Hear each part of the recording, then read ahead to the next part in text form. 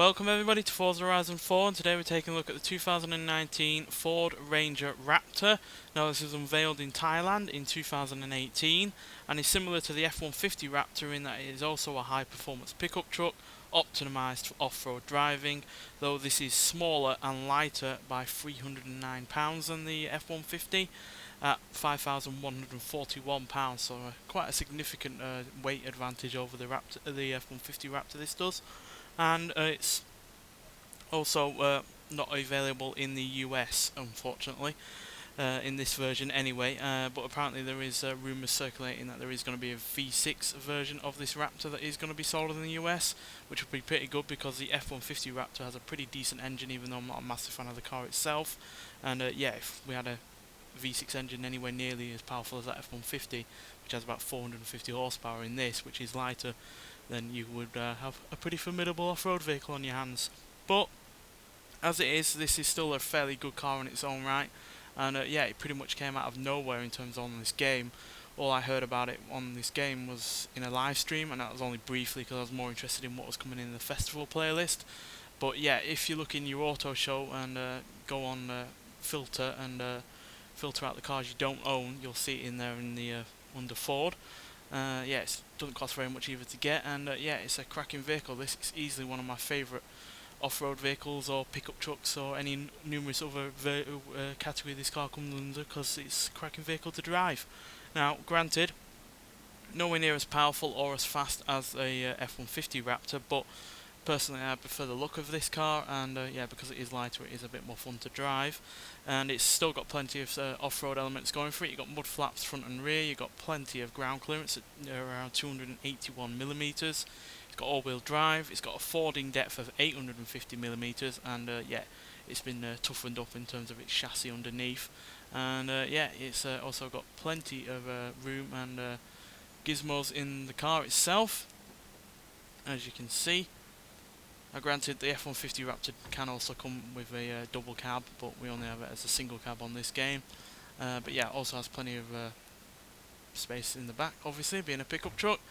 And yeah, this is also sold in the UK, which is, yeah, we don't usually get these kind of vehicles in the UK, but yeah, I am really glad that, you know, not only it's in this game, but it's also sold in the UK, because yeah, if I could afford it, I would get it, but unfortunately, the big problem with this car is the cost. You can get it for around £50,000 in the UK, which is quite a lot of money, especially when you compare it to another diesel-powered pickup truck that has all-wheel drive and off-road orientated viewpoint in the form of the Mercedes-Benz X-Class, which is about 12 grand less than this. So yeah, that is a hefty amount of price difference, especially considering an X-Class, you know, is a Mercedes. It's a more prestigious badge, whereas Ford isn't quite as much over here.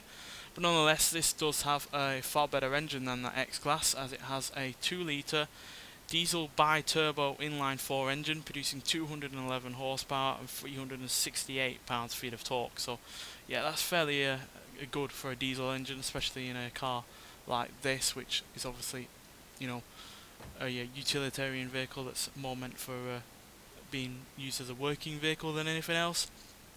Highly doubt an X-Class would be used for such things, and certainly don't think it would be as capable. And yeah, certainly prefer the look of this to the X-Class. It has more power than the X-Class, not just in terms of horsepower but torque as well. And yeah, I like I said, prefer the look of it overall, and yeah, it's far more fun to drive out on the open road as well as going off-road. So yeah, nonetheless, let's get out there and see what this car can do. Now this car also has a 10-speed automatic gearbox to make the most of the diesel engine in this car, because obviously being a diesel engine, it's very low in terms of revs, so yeah, changing gear a lot. So the 10-speed auto makes sense in this car. Didn't quite make as much sense for me in the F-150 Raptor, being a petrol V6, so yeah, this gearbox certainly suits this car a lot more than it does in the F-150 as far as I'm concerned. And yeah, even though it's not quite as fun to drive on-road as it is off-road, it's still a fairly good car nonetheless to drive, even on-road. And yeah, because it is lighter than an F-150, its braking is a lot better.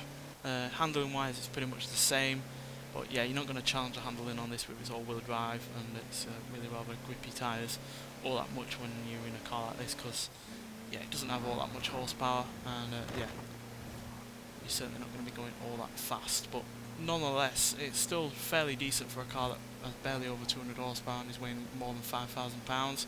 0 to 60 in 10 seconds, 0 to 129.9 seconds, and it going to a top speed of 125 mile an hour. Now, while that acceleration times do not challenge the F-150 even slightly, the top speed is still fairly good. It's only 11 mile an hour slower than the Raptor, and when you consider that car has more than twice the horsepower and around 130-ish pounds-feet of torque extra, that is, fairly good as far as I'm concerned. And yeah, this is obviously a car that you're not going to get in the US unless they obviously bring that V6 version out. But over here in the UK, it does make really rather good sense to have this version because it's got the power, it's got the torque, it's got the capability of carrying a lot, but it's not, outlandishly quick for our roads, and yeah, being smaller and lighter than the F-150, it makes more sense for our roads because obviously we do not have the big, wide roads that a lot of US parts do, and yeah, we're yeah, a lot more smaller in terms of our roads, but yeah,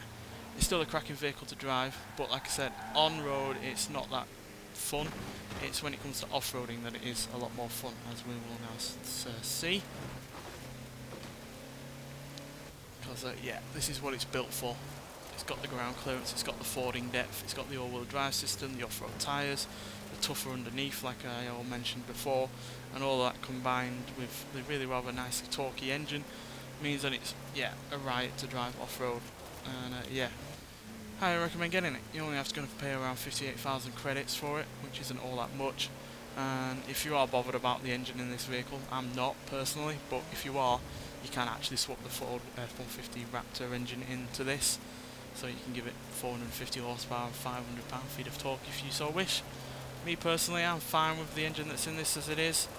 It's nice to have these diesel-powered pickup trucks because alongside the X-Class now, and yeah, I'm liking the fact that we're getting a bit more of diesel cars on this game because, like it or not, diesel cars are a part of the automotive world, and they do have their place in the automotive world, and yeah, in vehicles like this they do really rather work quite well. And yeah, this is, though far more expensive than an X-Class, I think it's worth that extra money because it is more powerful, it does look better, and yeah, it's probably going to be the tougher vehicle in terms of the off-road stuff than that X-Class because Ford have plenty of experience in building these kind of vehicles, whereas Mercedes is only really just getting into the the tough pickup off-road market. So yeah, really do like it, and yeah, I'm surprised it's not gotten quite the fanfare that it has on this game.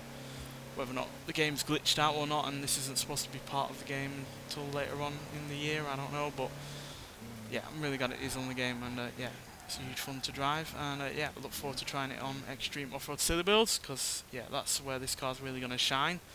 I'll probably give it the F-150 Raptor engine in it to, well, upgrading that engine to give it the necessary oomph that it needs, but yeah, in this stock form it is a really, really good car. Maybe it's a bit hard to justify the huge price in real life, but here on this game it's huge fun. And yeah, you can upgrade it in several different ways. There's several engines you can choose from. You can put bull bar on the front, you can put some extra spare tyres in the back, and yeah, you could just have fun with it. And yeah, really glad it's on the game. Now means that we have two diesel pickups to go against each other, and yeah, quite frankly, I'd like to see a couple more as far as I'm concerned. Nonetheless, thanks for watching, and I'll see you in the next one. Bye.